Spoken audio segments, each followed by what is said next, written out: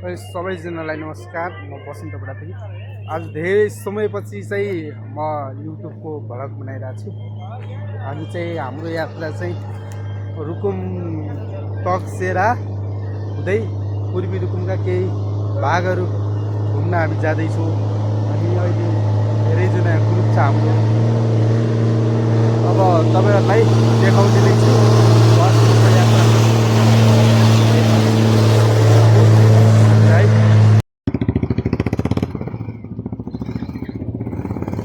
Minum.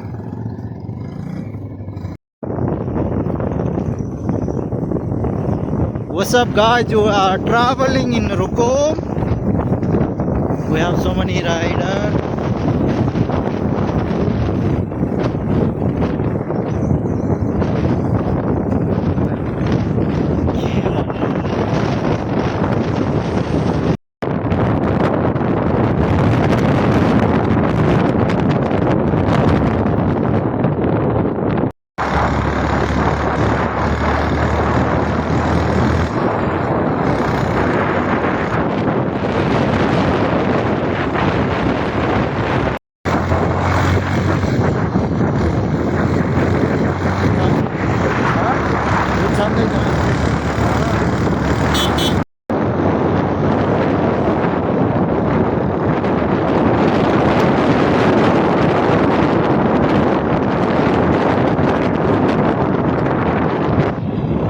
अहिले हामी चाहिँ यहाँ विश्राम गरेर छौँ।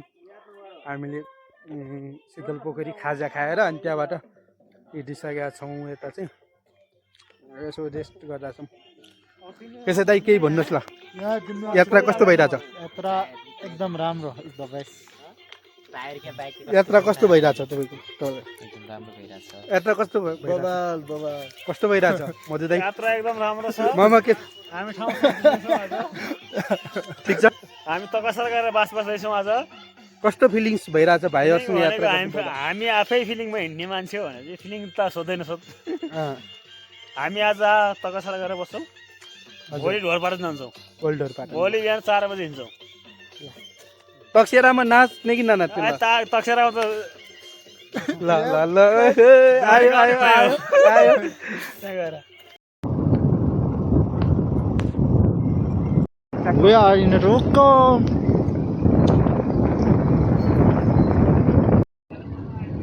We are very scared.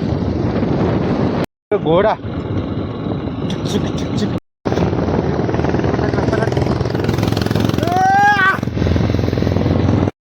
आयो।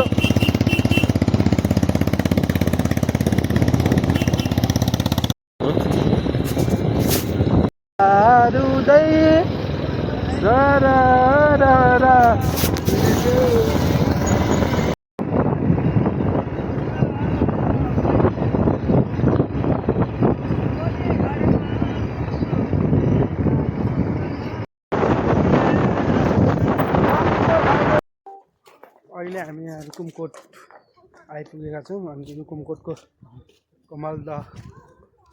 कमलताल यति बेला हामी रुकुमकोटको पूर्वी रुकुमकोटमा छौँ। सँगसँगै रुकुमकोटको एकदमै प्रसिद्ध क्षेत्र रुकुमकोट कमलतालमा प्रवेश गरिसकेका छौँ। एकदमै सबैलाई सम्मान गर्दै बेला र मौका हुँदाखेरि यताबाट जाऊ, सबैलाई भेट्ने अवसर पनि मिलेको छ। यति बेला यताबाट जाऊ। अहिले हामी यहाँ रुकुम पूर्वको खाबाङ बजारमा आइपुगेका छौँ। यात्रा निरन्तर छ, चलिरहेकै छ।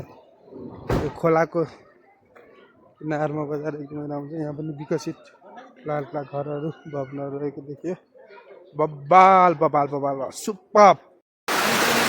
यात्राको क्रममा एकदमै ठुलो पानी परिरहेको छ, ठुलो झरी परिरहेको छ। हामी चाहिँ अहिले यता ओत लागेर बसिरहेको छौँ।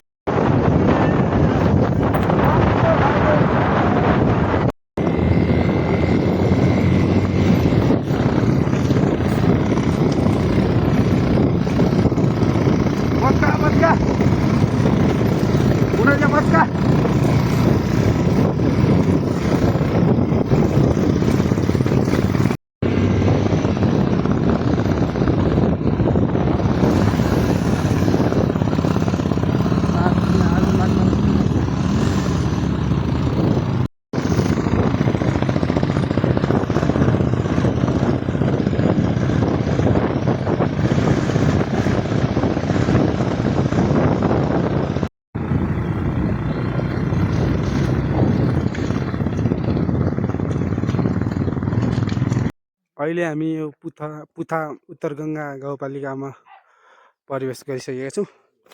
यतातिर भेडाहरू चाहिँ बवाल छ। हाम्रो ग्याङहरू यता हुनुहुन्छ। तर यो भेडाहरू एकदमै कडा हुने। माथिबाट भेडा चाहिँ एउटा भेडा चाहिँ यहाँ हान्न भनेर आएको थियो। यहाँबाट हामी तल तकसेरा गाउँ जाँदैछौँ। मामा हुनुहुन्छ।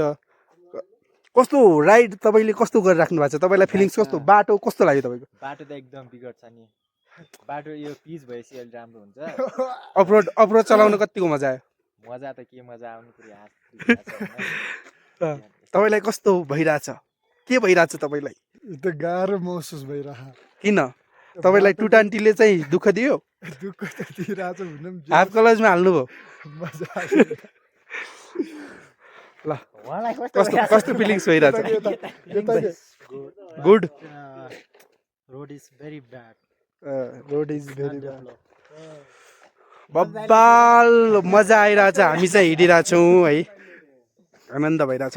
अहिले हामी यहाँ पर्यटकीय क्षेत्र तकसेरामा प्रवेश गरिसकेका छौँ। अझै यहाँबाट धेरै छ। त्यो पहाडीको डाँडा क्रस गरेर जानुपर्ने हुन्छ। एकदमै अफरोड रहेछ बाटो चाहिँ। तर धेरै थकाइ लाग्छ। कृपया यहाँ आउँदा चाहिँ बाइकहरू चाहिँ ट्याक्क सबै यता तल काँक्री भन्ने ठाउँमा चाहिँ चेकअप गराएर हिँडाउनु होला। यहाँ आउँदाखेरि ब्रेक सिरेक एकदमै भिरको बाटो हेर्नुहोस्। एकदमै भिर छ होइन। भिर छ। त्यो बाटो भएर जानुपर्ने हो। भिर छ अब। तर बाटो पनि अफरोड छ, सानो छ होइन। एकदमै सेफली चलाउनु पर्ने हुन्छ। हाम्रो त यता बाइक त